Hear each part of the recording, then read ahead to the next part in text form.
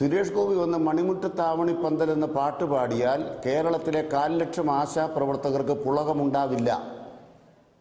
സുരേഷ് ഗോപി ഒന്ന് മണിമുറ്റത്താവണി പന്തൽ പാട്ട് പാടുമ്പോൾ പുളകം കൊള്ളുന്ന ആശാപ്രവർത്തകരുടെ രാഷ്ട്രീയം അത് കേന്ദ്ര സർക്കാരിന്റെ രാഷ്ട്രീയമാണ്.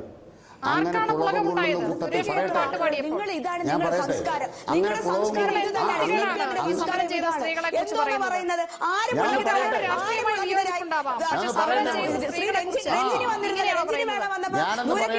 ആ പാട്ട് പാടിയല്ലോ ആശമാര്. നിങ്ങൾ എത്ര അധിക്ഷേപിച്ചാലും ആക്ഷേപിച്ചാലും ഞങ്ങൾ മരിക്കേണ്ടി വന്നാലും ഞങ്ങൾ ഈ ആവശ്യം ഉന്നയിച്ചുകൊണ്ടേയിരിക്കും. ഈ സർക്കാർ 2021 LDF പത്രികയിൽ പറഞ്ഞു ആശാ